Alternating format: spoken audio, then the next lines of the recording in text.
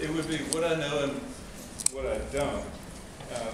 My interest is in the use of media by social movements. In particular, this new social movement, which seems to have broken the mold, and I think Shell gave us a really useful set of insights into that.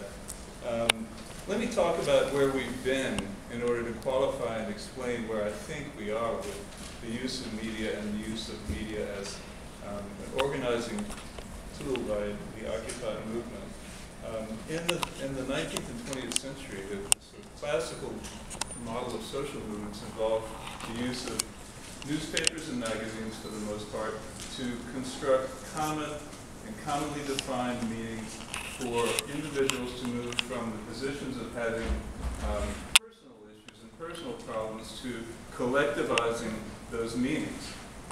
So I would characterize this as a moment of a paradigm shift.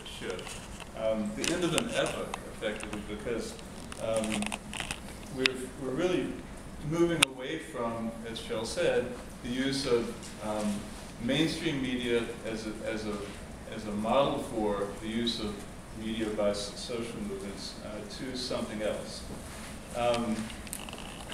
Irving Goffman referred to, in the early 70s, referred to the social frame as a time-space intersection, as a way that people could know the same things at the same times and achieve the social. The mainstream media have given us the benefit of that sociological approach, and the social movements that I can count. Thinking about the abolitionists in the early 19th century, the women's suffrage movement, the labor movement in the 19th century and into the 20th century, the civil rights movement, and other more specific cases that I could mention, were eager to become part of the mainstream. They were eager to model themselves, in some sense, on the enemy. That's a paradox, but they were eager to use media, advocacy media, small press runs. Chicago Tribune, before the Civil War, is distributing 500,000 copies of its newspaper. Elijah Lovejoy and Frederick Douglass are variously distributing 2,500 copies of their abolitionist newspapers. There was a willingness to engage in a common terrain, even a common terrain of conflict. And so that's not what's happening with this movement. We have now the use of social media. We have the use of Facebook and Twitter, of what Manuel Castells calls the media of the network society. These are network media.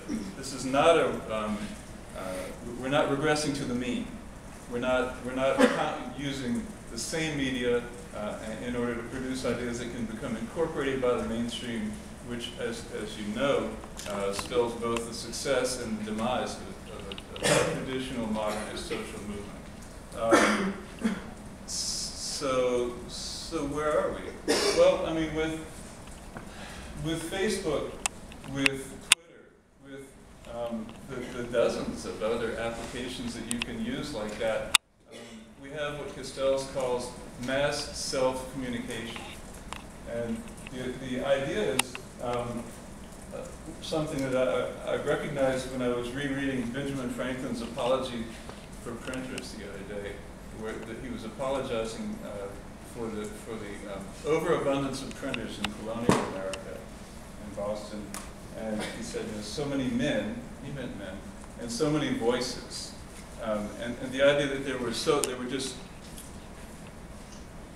just a cacophony, just an overabundance of voices, and that was a problem because it was a contradiction to the modernist ideal of unity, of a unified message, of a theme, of what Goffman called a frame. But in the case of the current moment and the current movement, I think there are terrific advantages to being fragmented. I think there are terrific advantages to being, in modernist terms, disunified, spread out. You can't shut everybody up, all right?